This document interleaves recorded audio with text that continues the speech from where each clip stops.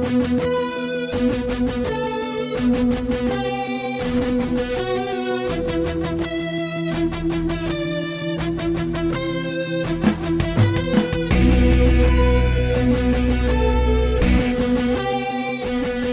to this special event episode of the Krypton Report, which is kind of a crossover with the Flash Arrow Power Hour, because with me today is the great, the amazing, the almighty podcaster, Mr. Phil. Well, thank you, sir. And yes, you're also on the Flash Arrow Power Hour, so I guess we have the best parts of the Flash Arrow Power Hour today. Let's talk episode 18 of Supergirl, World's Finest. Yes. So, this episode, big deal for the universe. As we've already discussed, we saw the Flash portion of where this episode fell in the Flash timeline. Finally.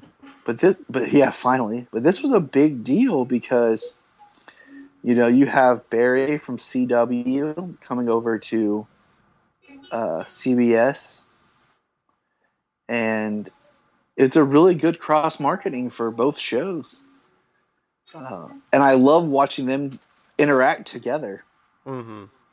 Well, I think they said, a major plus in Supergirl's column for getting renewed for a second season was this episode, because the rating jumped so much just for this episode. Because it's one of the things that we love about these shows. I mean, with Arrow and Flash, as they play in each other's sandbox, also Legends touch on stuff. Mm-hmm. And Supergirl's like that once removed cousin where it's connected, but at the same time, it's not the same thing. Well, that's why they have to bring her to the Flash, next season, because it's just, look how much fun it was just her interacting with Barry. Can you imagine her interacting with, Team Flash, but just even you can bring in Team Arrow and make it part of the crossover next season. I think Cisco might be in love again. Yeah.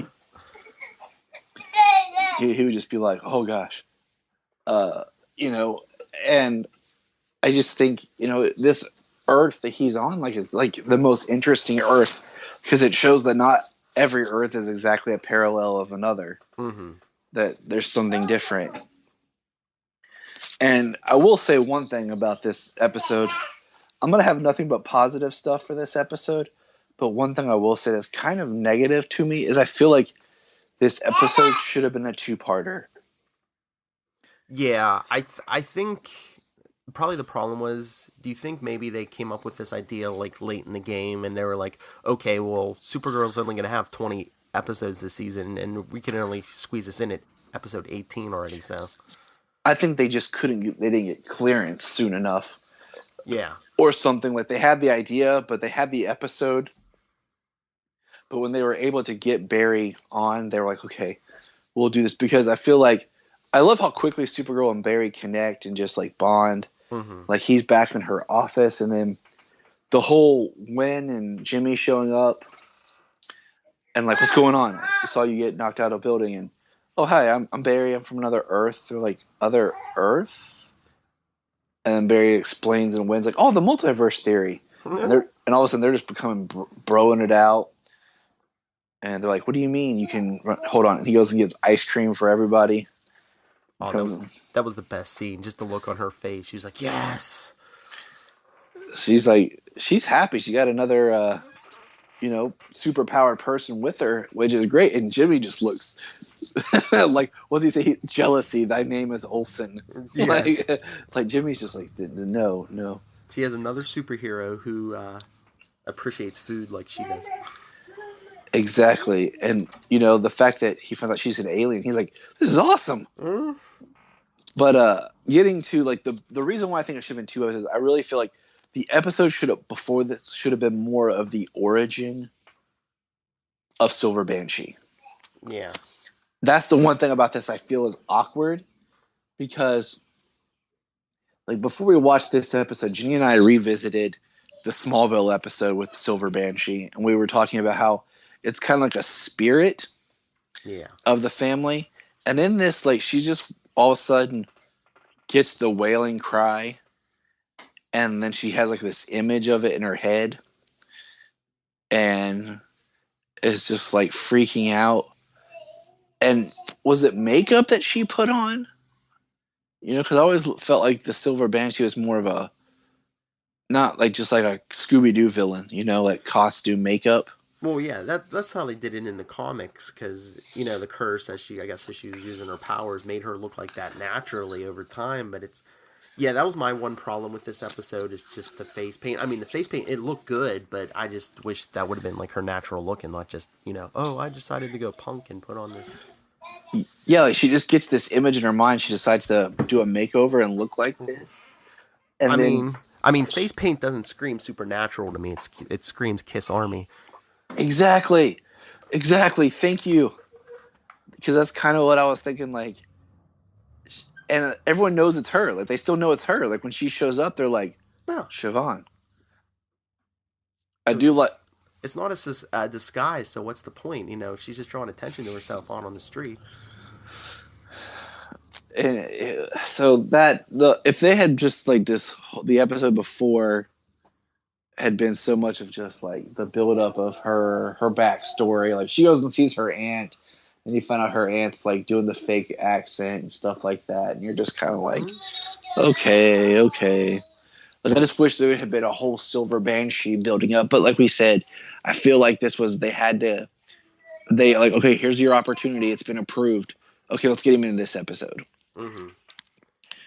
So I'm okay with it, and because part of it is, like, if you really think, you can almost take Barry out of this episode and it still functions.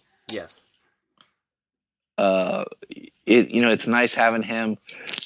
It's nice, cousin Barry, and Kat knows he's the Flash, or the Streak, or the Speedy, or the Blur, or all the stuff that she like rattles off, and it was just kind of funny.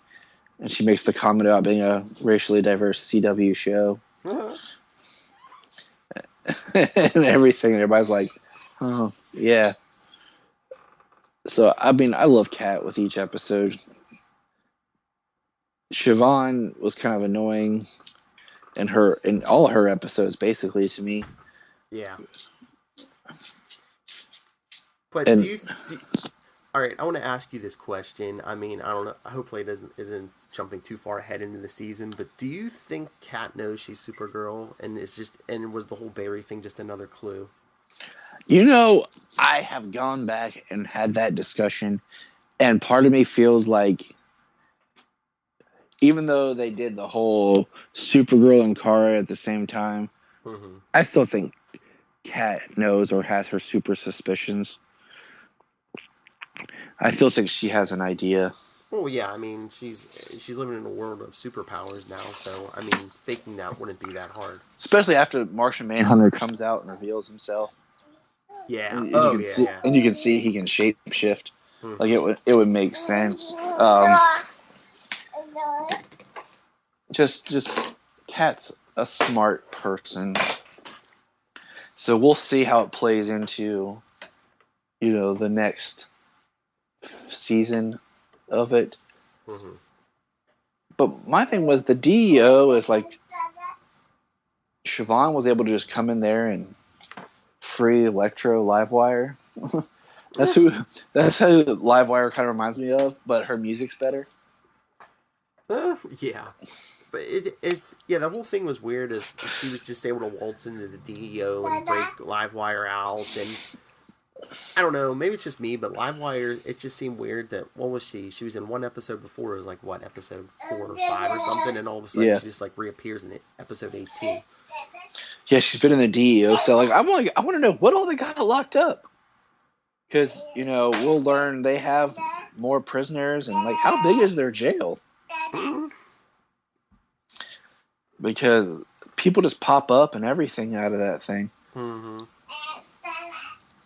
But I think it's great when Barry and her are in the DEO, and they're all freaking out because Barry's there. Mm-hmm. And he's just like, yeah, take a picture of me. This is awesome. Spaceship, secret government agent. And Lucy's, like, who is this? Barry Allen on the Flash. It's cool. He's like, I'm cool. Put your guns down. It's good. Guys, chill. I'm all right. Barry has, like, I feel like in this episode, he's even more, like, happy. He's even more peppy than he usually is on his own show. Well, yeah, I mean, the whole tone of Supergirl is lighter. Plus, he got away from Zoom and all his problems, at least for an hour. He's like, man, this is just so chill. Like, you have your own base? You have a sister? Like, where's she at? Hmm? I just love all the name dropping, though. He was like, when he first gets there, he's like, do you know Green Arrow or Black Canary? Or... She's like, no. He's like, Harrison Wells, Cisco Ramon, metahumans. What happens on this planet? And what did you think when he was looking to see if they had any double gangers on Kara's Earth? He was like, okay, there's a central city, but I can't find Cisco Ramon or Caitlin Snow. I know. I thought that was interesting. Like I said, just kind of like, Earth, like in typical DC canon, Earth 3 is like the villain Earth, but it's not like you don't have Bruce Wayne. You don't have like you have versions that are similar, but it's not the same. It's not like a direct correlation. I'm thinking her Earth is like, some of the cities and stuff might be the same, but it's so far down the path from his that not everyone has double gangers. Yeah, like the farther you branch out in the multiverse, the thinner it gets. I mean, there's the rumor that she might appear on Flash in season 3 as Power Girl. Yes. And I'm like, okay, that could work, I guess. That's kind of the doppelganger. But I'd like to just see her as Supergirl come over. Oh, yeah. I do like how mature Lucy and Jimmy handle their, like, I know we were dating and breaking up, but I can tell you're jealous seeing Supergirl over there with this guy. Uh-huh. Like, let's just be adults about things and not be childish. This is on CBS, not the CW. Yeah. But I will say that I love when Supergirl and Flash show up to fight the supervillains. Mm-hmm. And, like, she gets there and she's like, I beat you. And he's like, I took a few seconds to check the perimeter. And he sees Livewire show up, and his first thought is, I'll throw lightning at her. Yeah, isn't he supposed to be a scientist? It's like, okay, can she maybe absorb this? And does he, or even if she can't, does he know for a fact that she can survive a hit like that? Yeah, for real. Like, she just charges up, and then she hits him. Mm-hmm. And he goes flying, and he's out for a moment, and then it's Supergirl versus Livewire, and then here comes Silver Banshee around the corner, and I love when she's like, "What's your name?" She's like, Siobhan Smythe. She's like, "They knew you were going to be." How'd she say? Oh, like they named you perfect. Like they knew you'd be a prick or something. Like I said, her look looks sweet, but like it just painted makeup looks like. Did you just decide to go goth today? Yeah. It didn't seem in character for her up to that point. Exactly. And I've never been sold. Like I don't know why. I just don't like the way Livewire looks. I don't like her hair. It looks weird. Yeah, there's something with it. Every time she was on camera, I was like, there's something bugging me, but I don't know about her look. I don't know what it is. I just, we have Silver Banshee and Livewire versus Supergirl and the Flash. Awesome. Mm-hmm. I love that Supergirl uses super breath powered by Flash's arms. Mm-hmm. Teamwork, awesome. But at the same time, I'm like, the heroes, they could take them out. Why do they run away? Like, let's regroup so we can wait a few more minutes. We can't have the episode move too fast. Mm-hmm. But I do like, the speech between Barry and Kara where she's discussing, what happened after the red kryptonite and how people she let people down, and Barry kind of tells her about his story, and Mm-hmm. Livewire shows up to get Kat, and Kat doesn't even care. And then Siobhan comes up in the elevator, and Wynn just was like, Siobhan? Like, they know. Like, even with all the makeup, like, they know it's her. You know what Kat needs? She needs some kind of, like, superhuman, like, protection, like some kind of, like, task force or something, or, like, bodyguards who are, like, trained to deal with, like, superhumans, because it's, like, I'm thinking there was like a thing back in the 90s in a couple issues of Spider-Man where J. Jonah Jameson hired like these mercenaries. He's like, everyone from Doc Ock to everybody else is always attacking the Daily Bugle, so I just hired some people to protect us. It makes sense. And when he's trying to, talk Siobhan, like, Siobhan, don't do this, come back. And her face looks not as pale white in this scene. Mm-hmm. Like, she wipes some makeup off.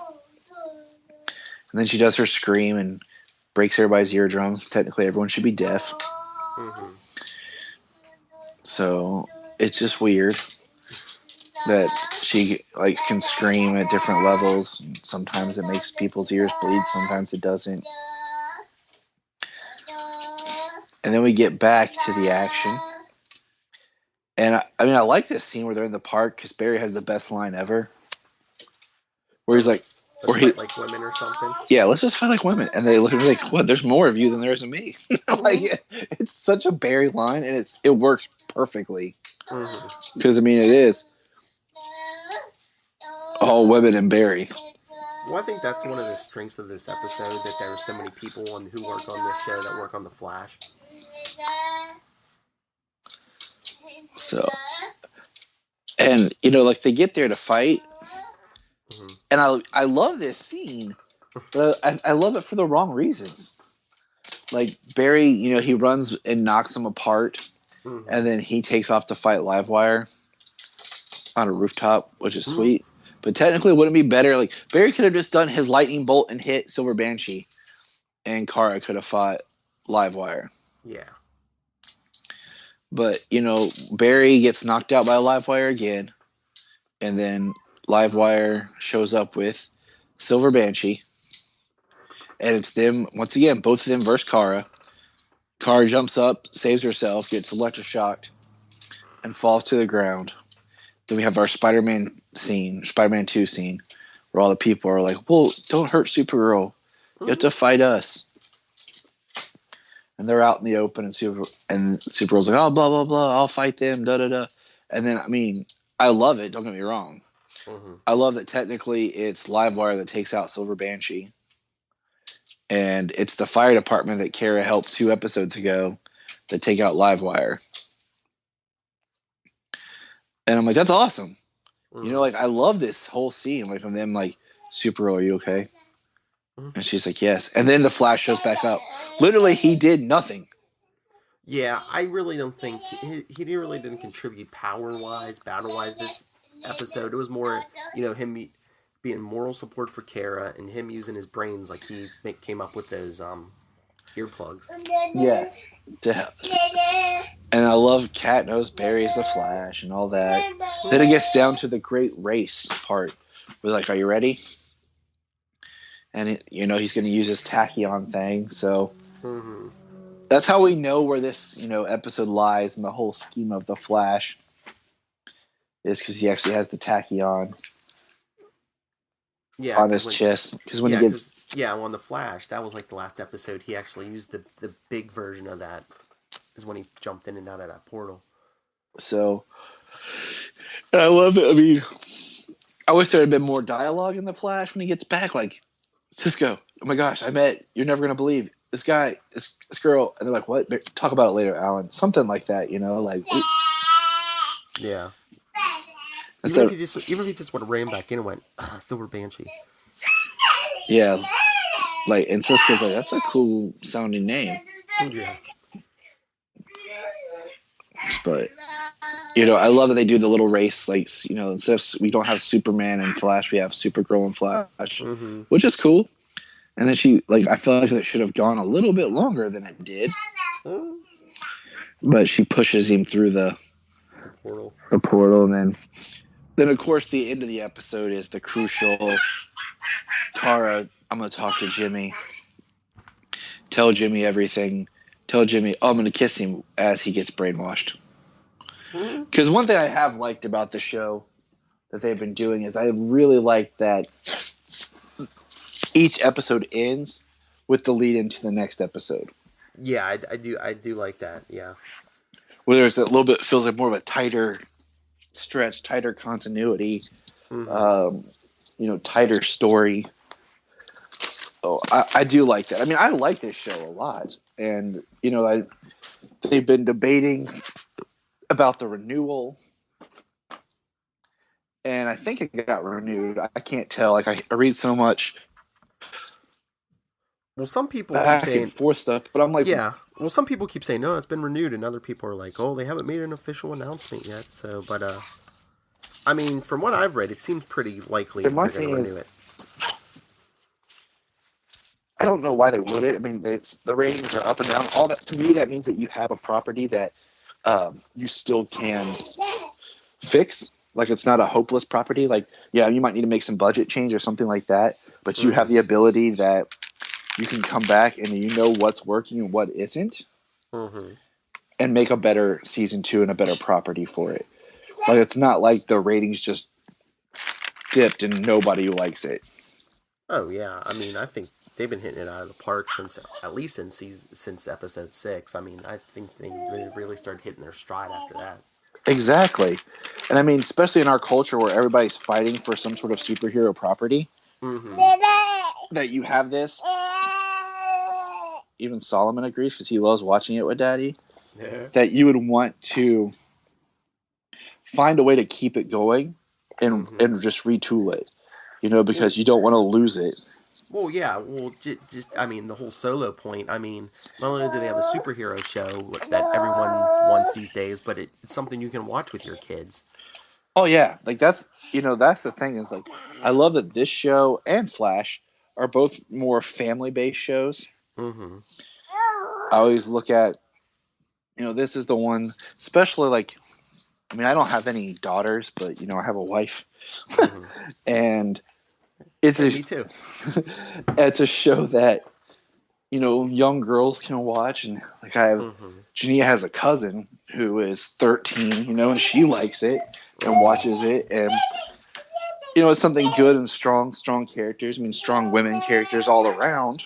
But even this episode, like I don't know who was screaming louder, me or my 3-year-old son Luca, when Barry went running up the side of the building to catch Kara, we're screaming, "Flash! Flash! Flash!" Solomon, he likes watching it with me. He's like, so I mean, I don't know, it's just a good show. I mean, it's not perfect. It's had some rocky points. Like you'll hear an episode that we debate talking about just what Superman's role is in this. Is it good or bad that he's part of it? Like, what are your thoughts?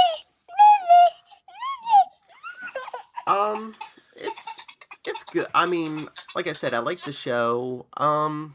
That's a whole tricky thing with the whole Superman thing. It's like, the show is Supergirl, but do you really want to ignore the point? It's like, why wouldn't Superman come in on some of these emergencies? But that's the thing with Superman. You don't want to like upstage the primary, the primary character. The whole show's based around is a woman, and you don't want to upstage the woman bringing the man in to save her. And it's the whole thing about why didn't you bring in Daredevil or anyone else on Jessica Jones? You have to, and this is the first season, so you have to, set the stage, to show that this woman is strong and capable and her own hero. Exactly. I mean, that's the whole point is like, I've gone back and forth about what I preferred if Superman wasn't part of this. Like, they had done a Superman type story with Supergirl, or if they had just decided, hey, Superman's going to be off world. Or like one thing I told Jania was, what if this show got creative and pulled like a reverse Infinite Crisis, where instead of Superman dying for the crisis, Superman dies instead of Supergirl, and then she has to pick up the slack of what's left from him being gone. Yes, I did hear you mention that on a previous episode. Yeah, that would be a cool idea. Because that would be a way of just acknowledging Superman's existence, his world that he's built, but then getting him out of the way. And then Kara could go to the fortress more, and she starts going back there. This is why Kara is fighting more Superman villains. Her Bizarro, they never mention did Superman fight a Bizarro? Did Lex Luthor create anything? Where is Lex Luthor? Because we have the Daily Planet, Perry White, Superman, Clark Kent, Lois Lane.